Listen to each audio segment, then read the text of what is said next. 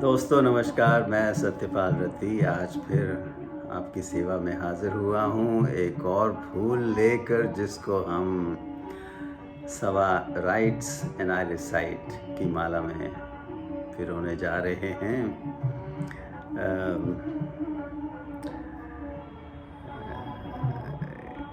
गज़ल को शुरू करते हैं क्योंकि ये गज़ल बड़े गज़ब की चीज़ है। गज़ब की इसलिए है कि इस गज़ल के 6 इशार में 7 बार लफ्ज़ आलम का इस्तेमाल किया गया है और हर शेर में आलम का मतलब जो है वो मुख्तलिफ है। उम्मीद है आपको ये गज़ल पसंद आएगी, ख़ास तौर पे इसलिए क्योंकि आलम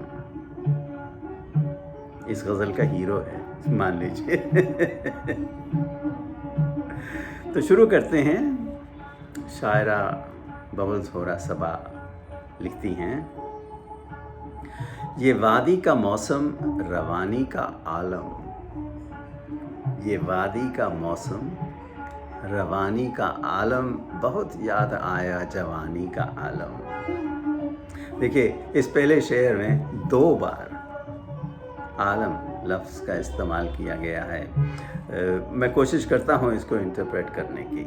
ये वादी का मौसम, अब वादियों में जो मौसम होता है आप जानते हैं, ठंड, फुहार, बारिश, सूरज की किरणें भी, तो वादी का मौसम जो है वो अजीब व गरीब होता है।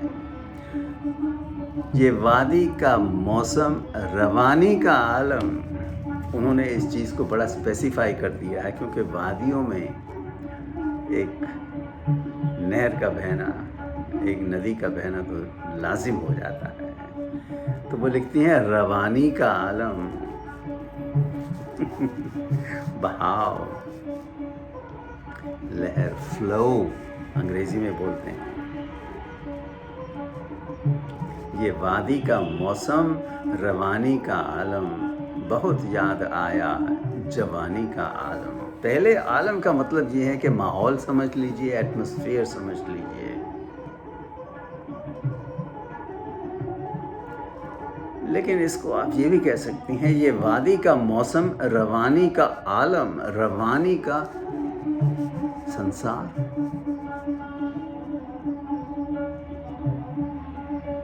क्यों नहीं? रवानी का आलम, बहुत याद आया जवानी का आलम।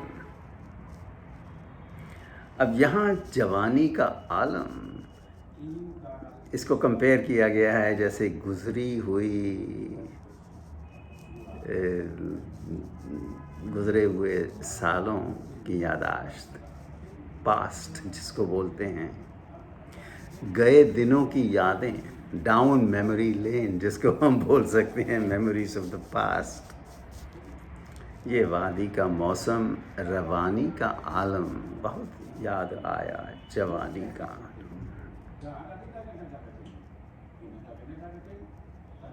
ये वादी का मौसम रवानी का आलम, बहुत याद आया जवानी का आलम। अगला शेर है, न तुमको खबर थी न हमको गुमा था, रवां था मोहब्बत बयानी का आलम। अब देखिए, न तुमको खबर थी न हमको गुमा था, ना तो हमको कोई ऐसा अंदेशा था, सस्पिशन था कि ये कुछ हो जाएगा, न तुमको खबर थी न हमको गुमा था, हमें कोई एक्सपेक्टेशन नहीं थी, कोई शक वक नहीं था कि ये कुछ हो सकता है। रवां था मोहब्बत बयानी का आलम। अब मोहब्बत बयानी मतलब है, मोहब्बत की बातें कहाँ की जा सकती हैं, वो तो एक महफिल में ही होती हैं ना। तो यहाँ आलम का मतलब है महफिल। न तुमको खबर थी न हमको गुमा था। ये गुमा लफ्ज़ जो है ना, ये भी बड़ा टिपिकल है, थोड़ा इसको आप डाउट भी कह सकते हैं, डिस्ट्रस्ट भी कह सकते हैं, लेकिन यहाँ ना हमको गुमा था, हमें इस बात की कोई आशा ही नहीं थी, कोई आभास ही नहीं था। रवां था मोहब्बत बयानी का आलम, महफिल में तो मोहब्बत की बातें चल रही थी, हमें तो इसका अंदाज़ा तक नहीं था। तुमको भी तो खबर नहीं थी। अगले शेर में लिखती हैं सबा, महक जिसकी पाने की तुमको खबर थी, सबा है उसी ज़ाफ़रानी का आलम। सब साफ कर दिया। महक जिसकी पाने की तुमको खबर थी, फ्रेग्रेंस, अरोमा, जिसको पाने की तुमको खबर थी, तुम्हें खबर मिली कि ये यहाँ हमको मिल सकती है, सबा है उसी ज़ाफ़रानी का आलम। अब देखिए सबा, बाद सबा, द मॉर्निंग ब्रीज़, ये हमें भूलना नहीं चाहिए। सबा का मतलब यही है कि द मॉर्निंग ब्रीज़, सुबह सुबह की बाद सबा जो चलती है ना, जो हल्की हल्की हवा जो चलती है, उसे हम बाद सबा कहते हैं। और हमारी शायरा साहिबा का तखल्लुस जो है वो भी सबा है, द मॉर्निंग ब्रीज़। महक जिसकी पाने की तुमको खबर थी, सबा है उसी ज़ाफ़रानी का आलम। ये ज़ाफ़रान, ज़ाफ़रान आप समझते हैं क्या है? ज़ाफ़रान ये होता है केसर। अब केसर की खुशबू अगर आप किसी खाने में डालना चाहें तो फिर ये समझ लीजिए कि किसी खाने में अगर आप केसर डाल में उसमें खुशबू पैदा करने चाहें तो होगी ना, ज़रूरी बात है। और वहाँ महक की बात हो रही है, यहाँ ज़ाफ़रानी की बात हो रही है, और वो भी बाद सबा के बीच में। आई मीन ये देखिए, कुछ अर्से पहले मैंने एक और गज़ल पढ़ी थी शायरा सबा की, जिसमें एक शेर उन्होंने लिखा था, राब्ता उसकी महक से हो गया बाद सबा, राब्ता उसकी महक से हो गया बाद सबा, खुशबुए उम्मीद को भी यूं ही रहने दीजिए। लेकिन इम्पॉर्टेंट है, राब्ता उसकी महक से हो गया बाद सबा। राब्ता मतलब ये होता है कि to be filled with, to be impregnated with, to be pregnant with. ये प्रेग्नेंट यहाँ उसका मतलब नहीं है, टू बी फुल ऑफ। महक जिसकी पाने की तुमको खबर थी, सबा है उसी ज़ाफ़रानी का आलम। द मॉर्निंग ब्रीज़ जो है ना, वही ज़ाफ़रान की जो और यहाँ आलम का मतलब क्या है? एटमॉस्फेयर, माहौल। जो इस गज़ल के पहले मिसरे में मतलब था, वही यहाँ भी मतलब है। ये वादी का मौसम, रवानी का आलम। आलम का मतलब यहाँ है माहौल, एटमॉस्फेयर। लेकिन मैंने कहा था कि इसको आप रवानी का संसार भी कह सकते हैं, क्योंकि नदियाँ बह रही हैं। तो यहाँ भी ज़ाफ़रानी का आलम का मतलब है कि इस माहौल में तुम्हें महक जो है वही मिलेगी जिसका इंतज़ार तुम्हें था। आगे लिखती हैं, मचलते हुए दिल में अरमान थे कितने, था ख्वाहिश में एक बेज़ुबानी का आलम। मचलते हुए दिल में अरमान थे कितने। अब देखिए, दिल में अगर अरमान आपके मचलते हैं तो आपको पता नहीं होता कि उसमें क्या हो रहा है, क्या जद्दोजहद हो रही है, क्या कशमकश हो रही है, क्या ऊंच नीच हो रही है, आप नहीं जानते हैं। अपने आप को 17वें साल में ले जाइए और किसी लड़के या लड़की से आपकी मुलाकात होती है, तो आप देखिए कि दिल के मचलने का मतलब क्या होता है। मचलते हुए दिल में अरमां थे कितने, था ख्वाहिश में एक बेज़ुबानी का आलम। यहाँ थोड़ी मैच्योरिटी लाई गई है। ख्वाहिश में जो हमारी होप थी, जो हमारी इच्छा थी, उसमें बेज़ुबानी का आलम। इच्छा थी लेकिन उसमें एक बेज़ुबानी, बेज़ुबानी का मतलब है जिसको आप एक्सप्रेस कर ही नहीं सकते।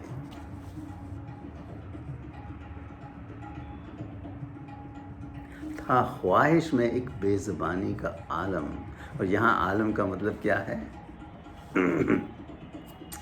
था ख्वाहिश में एक बेज़ुबानी, बोल तो सकते नहीं हैं लेकिन मैसेज था। ये आलम का मतलब यहाँ है मैसेज। मैसेज। आगे बढ़ते हैं। कई ख्वाब लेकर सुहाना था जीवन, कई ख्वाब लेकर सुहाना था जीवन, जो बनता गया है कहानी का आलम। फिर आलम, फिर आलम और आलम। कई ख्वाब लेकर सुहाना था जीवन। अब जीवन में ख्वाब ना आए तो आप अपने ख्याली पुलाव पकाते रहते हैं, मकाम बनाते रहते हैं, महल बनाते रहते हैं, ख्वाबों के महल बनाते रहते हैं। कई ख्वाब लेकर सुहाना था जीवन। ये ख्वाबों से जीवन को जो सांत्वना मिलती है ना, उसका सुहानापन जो होता है, इनडिस्क्राइबेबल, जो बनता गया है कहानी का आलम।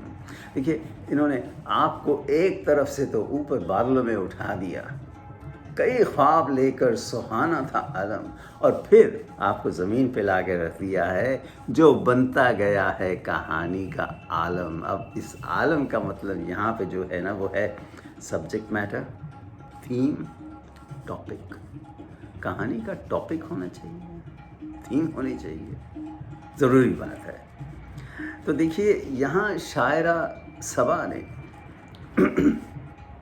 बड़ी बारीकी से इस चीज़ को डिस्टिंग्विश किया है।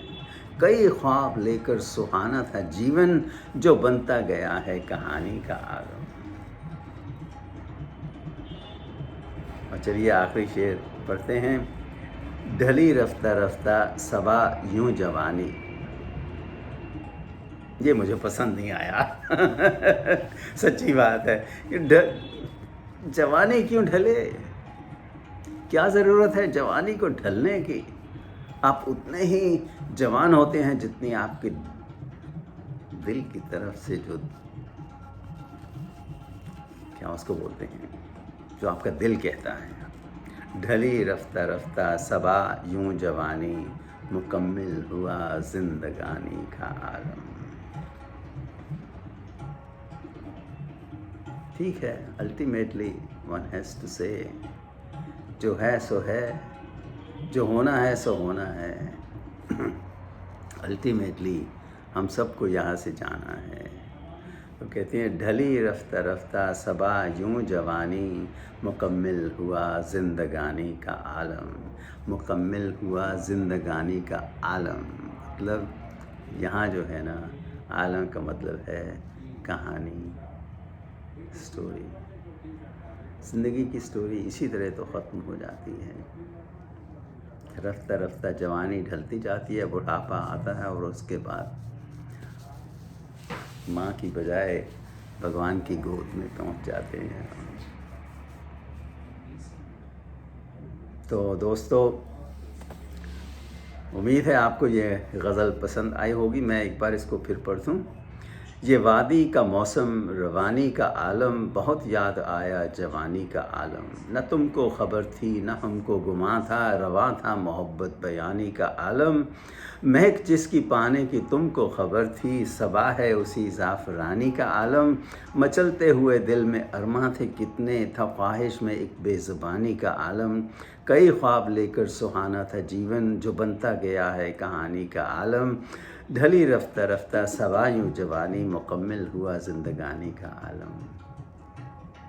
दोस्तों, उम्मीद है आपको ये गज़ल पसंद आई होगी। तो आज के लिए धन्यवाद, नमस्कार।